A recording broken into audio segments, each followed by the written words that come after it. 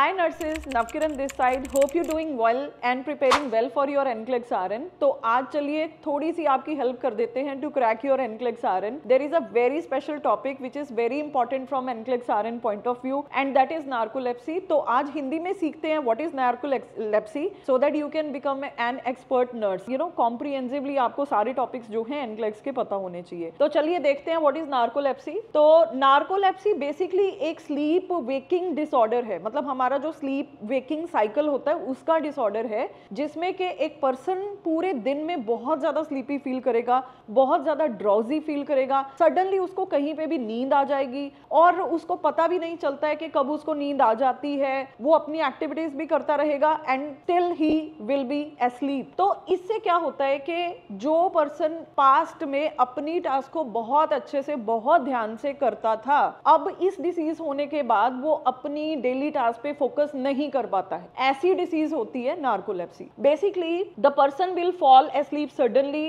And will find it very hard to stay awake during the day time. तो चलिए देखते हैं कि इसके क्या क्या टाइप्स हो सकते हैं। तो नार्कोलेप्सी बेसिकली दो टाइप की हो सकती है, टाइप 1 एंड टाइप 2। एक्चुअली मैं आपको टाइप एक्सप्लेन करूं इससे पहले मैं आपको ये बताना चाहती हूँ कि नार्कोलेप्सी के साथ एसोसिएटेड एक कंडीशन होती है जिसको हम लोग कैटाप्लेक्सी बोलते हैं। तो कैटाप्लेक्सी का मतलब होता है हमारी बॉडी की मसल्स में वीकनेस या पैरालिसिस जैसी सिचुएशंस आ जाना। अब देखिए इसकी टाइप्स में सबसे बड़ा डिफरेंस जो देखने को मिलता है, देखिए एक होती है नार्कोलेप्सी टाइप 1, एक होती है नार्कोलेप्सी टाइप 2 जिसको हम लोग NT1 और NT2 बोलेंगे। अब नार्कोलेप्सी टाइप 1 में कैटाप्लेक्सी होती है यानी कि बॉडी की मसल्स की वीकनेस फील होती है, और NT2 में यानी कि नार्कोलेप्सी टाइप 2 में कैटाप्लेक्सी यानी कि मसल वीकनेस नहीं होती है। इसकी दोनों टाइप्स में सबसे बड़ा डिफरेंस यही होता है। तो चलिए अब देखते हैं कि नार्कोलेप्सी के कॉजेस क्या क्या हो सकते हैं। देखिए इसका हमें एग्जैक्ट कॉज जो है वो एज सच नहीं पता है, बट ऐसा माना जाता है, ऐसी रिसर्च हुई है कि एक हाइपोक्रेटिन नाम का केमिकल होता है जो हमारे ब्रेन में होता है, और ये हाइपोक्रेटिन नाम का जो केमिकल होता है ये एक्चुअली हमें अवेक रखने में मदद करता है। जब भी कोई इंसान स्लीप में जाता है तो दो तरह की आई मूवमेंट्स हमें देखने को मिलती है। एक होती है NREM जिसको नॉन रैपिड आई मूवमेंट बोला जाता है, और एक होती है REM रैपिड आई मूवमेंट। देखिए जब भी हम सोते हैं विद इन 15 मिनट्स हम NREM में जाते हैं, यानी कि 15 मिनट के बाद हमारी जो मूवमेंट होती है आइस की उनको हम लोग NREM बोलते हैं, और 60 to 90 मिनट्स के बाद हम लोग REM में जाएंगे, रैपिड आई मूवमेंट में। तो ये टाइम होता है जब हमारी ड्रीमिंग वगैरह स्टार्ट होती है। अब ये जो नार्कोलेप्सी वाले पेशेंट्स होते हैं इनमें सबसे बड़ी दिक्कत पता क्या होती है, ये NREM में जाते ही नहीं है, यानी कि नॉन रैपिड आई मूवमेंट इनके स्लीप में आती ही नहीं है, ये सीधा REM में चले जाते हैं। तो अभी ये फुली स्लीप भी नहीं होते हैं, यानी कि हाफ अवेक ही होते हैं, तभी इनको ड्रीमिंग वगैरह जो है वो स्टार्ट हो जाती है। तो यही रीजन होता है नार्कोलेप्सी का। और क्योंकि हाइपोक्रेटिन का अमाउंट कम है तो इनको अवेक यानी कि जागते रहने में बहुत दिक्कत होती है, इनको कहीं भी नींद आ जाती है। तो बेसिकली क्या होता है कि ये जो हाइपोक्रेटिन है हमारे ब्रेन में कुछ पर्टिकुलर सेल्स होते हैं जो कि हाइपोक्रेटिन को सिक्रीट करते हैं। अब ऐसा माना जाता है कि हमारा ऑटो इम्यून रिस्पॉन्स यानी कि हमारा जो इम्यून सिस्टम है वो ऑटोमेटिकली इन सेल्स को जो है वो किल कर देता है। हमारा खुद का इम्यून सिस्टम हाइपोक्रेटिन बनाने वाले सेल्स को किल कर देता है। तो जब हाइपोक्रेटिन ही नहीं रहेगा तो हमें जागते रहने में दिक्कत आ जाएगी। तो बेसिकली ये इसके होने का रीजन होता है। अब ऐसा है कि ये वाले जो पर्सन्स होते हैं क्योंकि ये कहीं भी सो जाते हैं, ये कोई क्रिएटिव काम कर रहे हैं, ये ड्राइव भी कर रहे हैं तब भी सो जाते हैं, तो इसलिए नार्कोलेप्सी जो है इसको एक खतरनाक कंडीशन की तरह जो है वो देखा जाता है, क्योंकि रोड साइड एक्सीडेंट्स हो सकते हैं इससे। और लेट अस सपोज आप कुकिंग कर रहे हो, उस टाइम पे आप सो जाते हो तो आपको बर्न्स हो सकते हैं, कट लग सकते हैं, क्योंकि जब ये पर्सन सो जाता है, मतलब जैसे लेट अस सपोज कि this person is talking to his friends और बात करते करते सो गया, इसको पता भी नहीं चलेगा that he is into the deep sleep. और ये जो स्लीप होती है ये फ्यू सेकंड से लेके हाफ एन आवर तक भी हो सकती है, और जैसे ही पर्सन उठेगा मतलब उस स्लीप के बाद वो जागता है तो वो काफी रिफ्रेश फील करता है, बिल्कुल वैसे ही जैसे हम रात की नींद पूरी करने के बाद रिफ्रेश फील करते हैं, और उसको बिल्कुल याद भी नहीं रहेगा। Sometime he is doing the activity, जैसे मैं ड्राइव कर रही हूँ, मुझे बीच में ही नींद आ गई, I am driving but I am sleeping, तो लेट अस सपोज मैं फ्यू सेकंड्स के बाद जागती हूँ एंड आई एम रिफ्रेश्ड और मुझे याद ही नहीं है कि मैं इतना ड्राइव करके आ गई हूँ। तो इस तरह का काम होता है इस डिसीज कंडीशंस में। तो आगे चल के देखते हैं कि इसके रिस्क फैक्टर्स क्या क्या रहते हैं। तो इसके ना दो ही रिस्क फैक्टर हैं, एक है एजिंग। देखिए ये यंग इंसानों में ज्यादा होता है, तो एज 10 to 30 के बीच में ये हो सकता है, और सेकंड सेकंड है फैमिली हिस्ट्री। अगर आपकी फैमिली में किसी को नार्कोलेप्सी है तो 20 to 40 टाइम्स हायर चांसेस हैं कि आपको ये डिसीज जो है वो हो सकती है। तो अब देखते हैं कि इसके सिम्टम्स में क्या क्या होता है। आपको कैसे पता चलेगा कि इस पेशेंट को नार्कोलेप्सी है? तो सबसे पहले एक्सेसिव डे टाइम स्लीपनेस होगी। ये जो पेशेंट है ये दिन में ही सो जाएगा, while talking to the friends, while cooking, while driving, इसको कभी भी नींद आ जाती है। And I have already told you कि ये फ्यू सेकंड से लेके हाफ एन आवर का नैप पीरियड हो सकता है और इसमें पेशेंट को कुछ रिकॉल नहीं पेशेंट कर पाता कि उस टाइम में क्या हुआ था। Although he is doing activity, for example a student is writing an ऐसे लिखता लिखता वो सो गया, लेकिन जब वो जागा तो उसको कुछ नहीं पता है उसने ऐसे में क्या लिखा, but he was still writing. तो some time the person will keep on doing the activity. Obviously वो आप इतने अच्छे से नहीं कर पाओगे that if you are awake तो आप अच्छे से कर पाते हो। एंड ये तब होता है ज्यादा जब आप बोर हो रहे हो, कई बार आप क्रिएटिव काम कर रहे हो तब भी हो सकता है, तो उसका कुछ पता नहीं चलता कि कब होगा। Then sudden loss of muscle tone, जिसको हम लोग कैटाप्लेक्सी बोल चुके हैं ऑलरेडी। तो जो मसल टोन होती है वो एकदम से वीक हो जाती है। अब ये जो मसल टोन का वीक होना है ये ज्यादातर कैटाप्लेक्सी का अटैक आता है जब ये पॉजिटिव इमोशंस में होते हैं, जैसे कि लाफ्टर है, एक्साइटमेंट है, तो उस टाइम में सडनली कैटाप्लेक्सी का अटैक आ जाएगा। अब जो कैटाप्लेक्सी होती है वो किस तरह से हो सकती है? वो minimum to minimum slurred speech में भी हो सकती है और मैक्सिमम ये मसल्स का वीकनेस भी एकदम से हो सकता है that the person is not able to move. या जैसे for example a person is laughing और वो हंसते हंसते गिर जाएगा क्योंकि उसकी लेग मसल्स में सडनली बहुत ज्यादा वीकनेस आ जाएगी। तो रेंज यहाँ तक हो सकती है। और अगर फ्रीक्वेंसी ऑफ अटैक्स की बात करें तो कैटाप्लेक्सी जो होती है कई पर्सन्स जिनको नार्कोलेप्सी है उनको साल में 1-2 बारी अटैक आ सकता है, या कई लोगों को रोज भी कैटाप्लेक्सी का अटैक आता है। तो सीवियरिटी पे डिपेंड करता है कि कितने अटैक्स जो हैं वो आ सकते हैं। देन स्लीप पैरालिसिस, इन पेशेंट्स को कई बार जब ये सोते हैं तो they are not able to move. जैसे हम लोगों को नॉर्मली भी कई बार स्लीप पैरालिसिस हो जाता है, तो इन लोगों को स्लीप पैरालिसिस की दिक्कत होती है। अब यहाँ पे नोट करने वाली बात ये है कि every person who is having sleep paralysis does not have narcolepsy और every person who is having narcolepsy does not always have sleep paralysis. तो ये डिपेंड करता है, कई लोगों में सिर्फ स्लीप पैरालिसिस होगा, देयर इज नो नार्कोलेप्सी, कई लोगों में नार्कोलेप्सी होगी but there is no sleep paralysis. तो ये हो भी सकता है, नहीं भी हो सकता।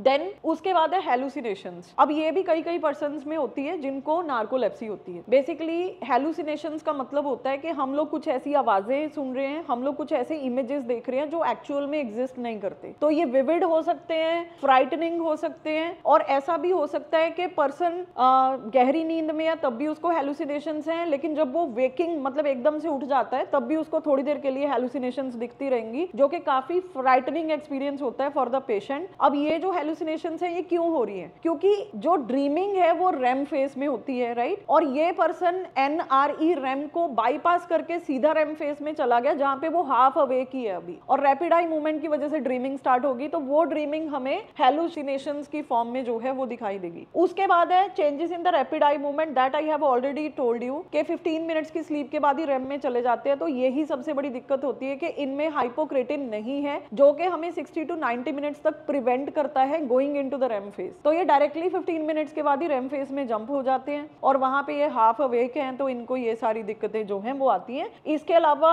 ऑब्स्ट्रक्टिव स्लीप एपनिया हो सकता है। स्लीप एपनिया का मतलब होता है जैसे ये पेशेंट सोएगा इसकी सांस जो है वो रुक सकती है। एंड इनसोम्निया, रात को नींद नहीं आएगी, दिन में सोते रहते हैं। तो ये सारे सिम्टम्स जो हैं वो इस केस में आएंगे। चलिए आगे चल के हम लोग देखते हैं कि क्या क्या इसके ट्रीटमेंट जो हैं वो हो सकते। तो इसके जो ट्रीटमेंट हैं, देखिए नार्कोलेप्सी की कोई भी क्योर नहीं है। नार्कोलेप्सी एक क्रॉनिक कंडीशन है और ये लाइफ लॉन्ग चलती है, इसका कोई भी क्योर नहीं है। पर हम लोग सर्टेन मेडिकेशंस दे सकते हैं सिम्टोमेटिक रिलीफ के लिए, जैसे कि हम लोग मोडेफिनिल, आर्मोडेफिनिल और मिथाइलफेनिडेट और सर्टेलिन जैसी ड्रग जो है वो देते हैं सिम्टम्स को रिड्यूस करने के लिए। तो बेसिकली ये डे टाइम स्लीप को रिड्यूस करते हैं। तो ये जो मेडिकेशंस हैं ये आप पेशेंट को दे सकते हैं। तो आगे चल के हम लोग देखते हैं कि इन पेशेंट्स की नर्सिंग मैनेजमेंट क्या होगी। तो चलिए अब देखते हैं कि इन पेशेंट्स की नर्सिंग मैनेजमेंट में हम लोग क्या कर सकते हैं। देखिए as a nurse it's very important to ensure the safety of this type of client, क्योंकि हमें पेशेंट को ये बताना बहुत जरूरी है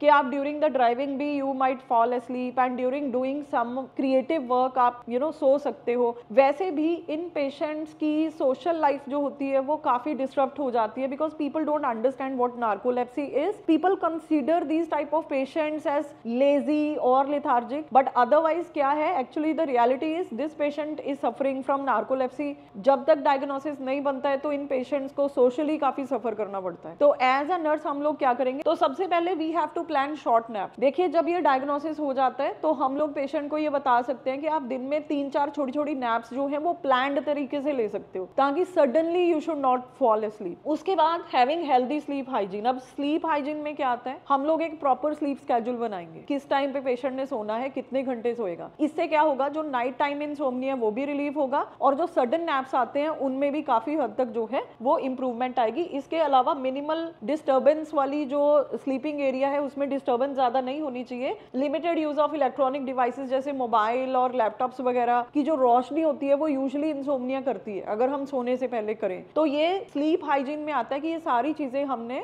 नहीं अवॉइड करनी है, पेशेंट को बोलना है कि ये यूज नहीं करनी। नेक्स्ट है avoiding alcohol and other sedatives, क्योंकि सेडेटिव्स इस चीज को और ज्यादा एग्रेवेट करते हैं। अगर आप रात में या शाम में अल्कोहल लेके सो रहे हो तो अगले दिन भी आप नॉर्मली भी ड्रॉजी फील करते हो, तो इस पेशेंट को बोलना है कि अल्कोहल और दूसरे सेडेटिव्स जो है वो लेने नहीं है। और driving with caution, very very important. इस पेशेंट को बहुत ही जरूरी है ये बताना कि आप ड्राइविंग, खासतौर पे जो लॉन्ग ड्राइव्स होती है उनको अवॉइड करें, क्योंकि लॉन्ग ड्राइव में यूजुअली लोगों को बहुत ज्यादा नींद आती है, तो you have to drive with caution. And exercising and eating a balanced diet, again this is very very important, क्योंकि इन पेशेंट्स में ओबेसिटी का बहुत ज्यादा रिस्क होता है। ये देखा गया है कि जो पेशेंट नार्कोलेप्सी वाले होते हैं, विद ईच काइंड ऑफ इनका स्लीपिंग पैटर्न ऐसा हो जाता है कि विद ईच स्लीप साइकिल इनका वेट जो है वो इंक्रीज होता रहता है। तो एक बैलेंस डाइट लेनी बहुत जरूरी होती है, because they are the higher risk of obesity, क्योंकि अगर आप यू विल ईट वेल और बैलेंस डाइट लेंगे तो ओबेसिटी नहीं होगी। And they have to seek support obviously from, there are certain support groups which are available in community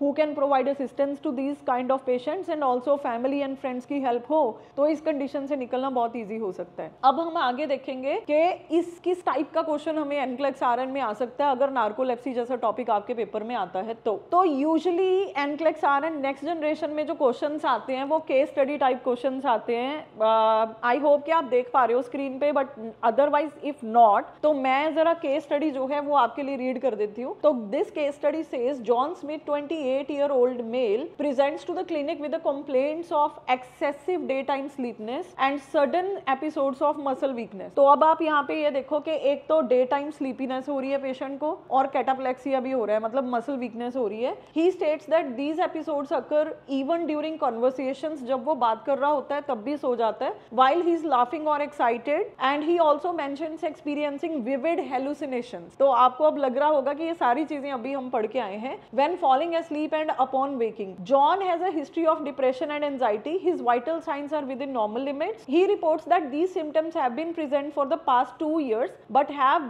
worsened in the past 6 months. He had tried over-the-counter sleep aids without improvement। मतलब उसको रात को नींद नहीं आती है, दिन में आती रहती है। And the sleep study have been scheduled for further evaluating his symptoms। तो क्लिनिकल फाइंडिंग्स क्या क्या आई हमारे पास, एक्सेसिव डे टाइम स्लीप है, कैटाप्लेक्सी है, सडन मसल वीकनेस, हेलुसिनेशन ये वो वाली हैं जो मैं आपको बता रही थी कि स्लीप के टाइम पे होती हैं, sleep paralysis, history of depression and anxiety. तो अगर हम लैब रिजल्ट्स देखें तो CBC is normal, thyroid functional test, basic metabolic panel, everything is normal. Medicine sertraline जा रही है 50 milligram once daily for depression and anxiety. तो चलिए देखते हैं कि इस केस स्टडी के बेसिस पे क्वेश्चन नंबर 1। तो क्वेश्चन नंबर 1 है, based upon John symptoms and clinical finding what is most likely the diagnosis. तो आप जरा फ्यू सेकंड्स ले लीजिए, द डायग्नोसिस कौन सा हो सकता है, insomnia, sleep apnoea, narcolepsy, restless leg syndrome, क्या हो सकता है?